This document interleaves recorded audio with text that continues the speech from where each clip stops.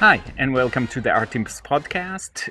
Today I want to talk about two really quick iPad apps. So I walk into some classrooms, an art teacher or a regular classroom teachers, they have a few iPads. Some of them are not very new, and often they are not used in those classrooms. So the question came up to me, what can we do with those kind of iPads where they're not necessarily connected to the network? They're not very robust, they might be even old. And the first thing that I tried on all of these iPads is working inside the Notes app.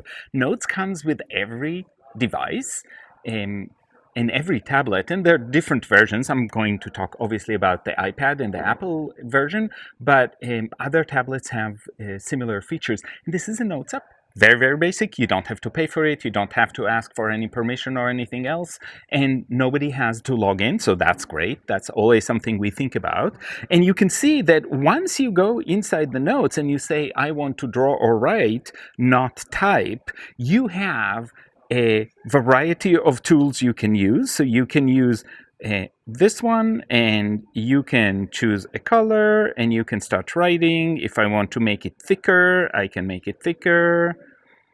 And you can see that how much you push on the screen can create different effects, and that we're doing one on top of the other. So there's lots of really great visual effects. And again, what I love about this app, the Notes app, is it does not require anything. You don't have to pay for anything. You don't have to log in, and you can start creating in really interesting ways. You can, of course, use the eraser and then erase a little something you don't like. You can use different tools and create a shape, or use a marker like or highlighter like a variation, and that goes on top. So you can see that if you have an iPad, even an old iPad, you can have kids create beautiful art, save it as a picture, share it with somebody else if they are connected to the internet. But even if they are not, just having a device that is an old device, an iPad 2 or 3, this will work, and kids can be incredibly creative on it if they choose to be. Of course, we also want them to interact with physical art and creating with their hands and playing with the materials, but this is a great option, also an option that doesn't require a mess. And for some of our kids, at the right time, this can be a lifesaver and a way to re-engage them with the art when they are a little bit reluctant to do that kind of work. The second app I want to talk about can also work without the internet being on, and this is ArtSet. And ArtSet is a lovely app that allows you to create in a way that feels very authentic to using paint, for example. So this is me trying to create, and you can see what tools are available. This is, again, I'm using the free version. I have not paid for it. I do not have to log in. You can see what you can use here. And so I am using a crayon, a wax crayon, on a textured page, so that takes time to get in. And I can obviously choose different colors, so I'm going to change and make it silver and add it in. And you can see how slowly that becomes, so you can work at it.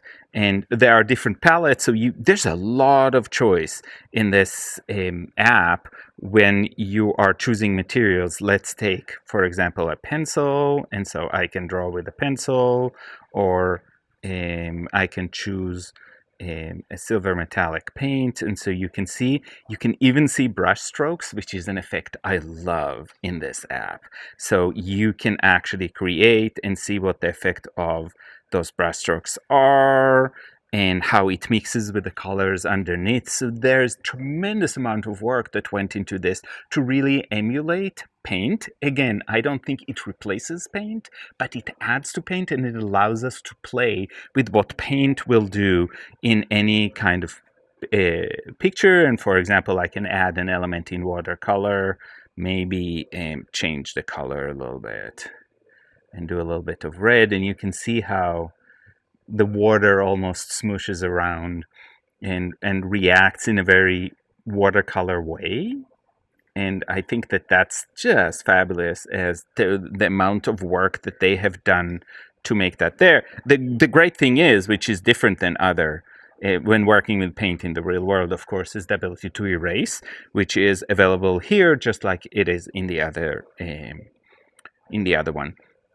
You can see there are a lot of features that are not available if you're not willing to pay, but I believe that the features that are available are quite fantastic even without adding anything. You can see, for example, the kinds of paper you can draw on as a way to support or make it more interesting. I chose a canvas, but you can choose a light background that takes away that canvas texture and provides a different texture, and lots of things to play with.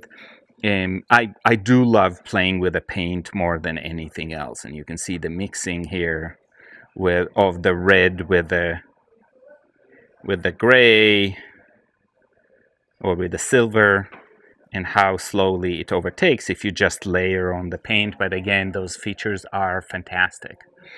So today on the Art Teams podcast, I talked about 2 apps that do not require you to necessarily be online, and that at least the first one, Notes, does not require anything special. Neither of them requires logging in, so kids can interact immediately. If you have a few iPads in your classroom, this is a great choice to create digital art.